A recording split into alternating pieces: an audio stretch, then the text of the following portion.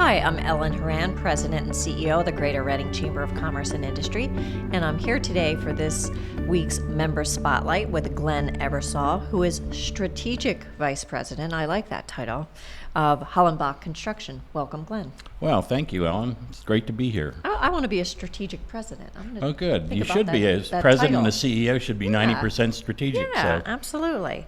Well, we're here to talk about Hollenbach Construction, which actually, the precursor to that was Schmoyer Lumber in Boyertown, when your owners had purchased it. Why don't you tell us a little bit about the evolution of Hollenbach? Well, it was really great. I did not have the pleasure of meeting Bill Hollenbach before he passed away.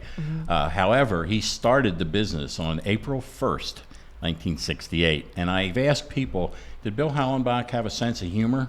I mean, to start your business on April Fool's Day has got to be great. But he started in the lumber business and then expanded and had the Hollenbach Home Center.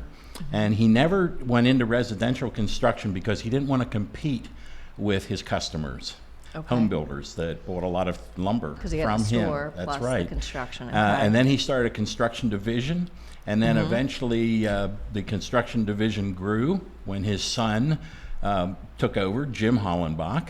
And then we built our own building behind the Hollenbach Home Center, and it became Hollenbach Construction. And today we have about 22 employees. Okay. And we just celebrated our 47th anniversary. Congratulations. Thank you. On the third generation. That's right.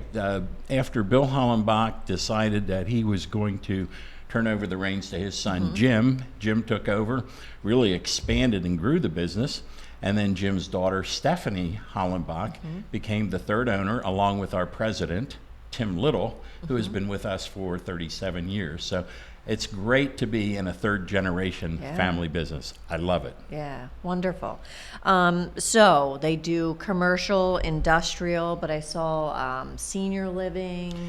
Senior so living. It seems like they're still not in residential. That's correct. We've totally stayed out of the residential.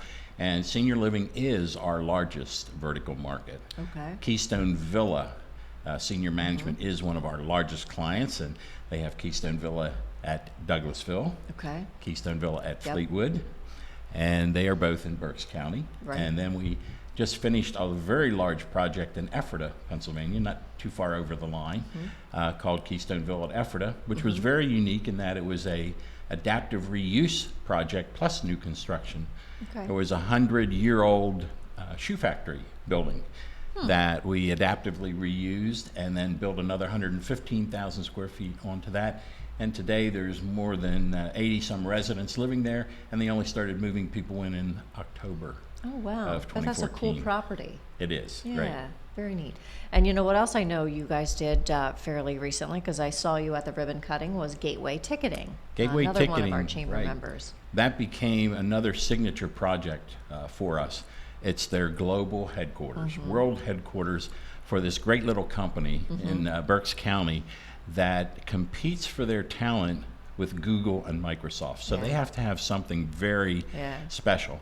And what was really great about it, Ellen, it was less than a mile from our office. Yeah. We don't get those kind of projects True. very often. Yeah. True. And I'm so pleased that they have re-engaged with the chamber, and I'm proud to be associated with them as clients. Yeah. So tell me, you've made it to the third generation, and obviously have been expanding along the way. What do you attribute? What are the core values of the company that have contributed to your growth?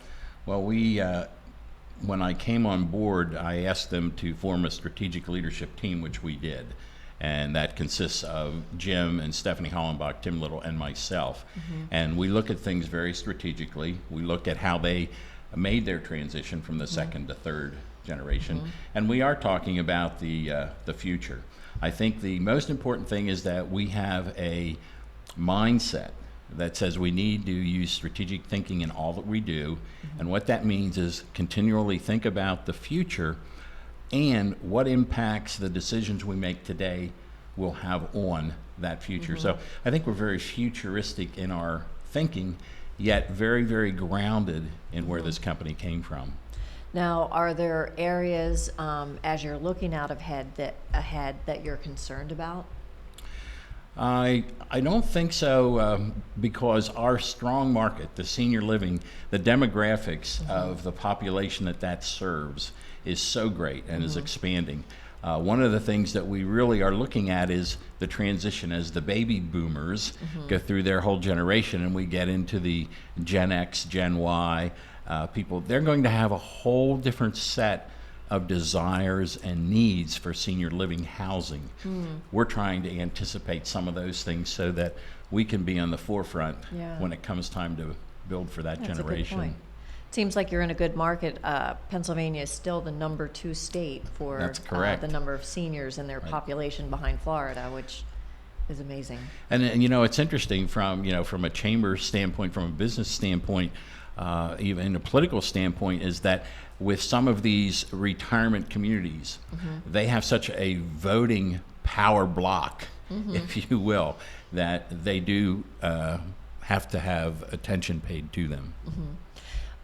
As a tip for other small business owners, are there certain resources in the community that Hollenbach has used, or you personally would like to recommend that other small businesses look into?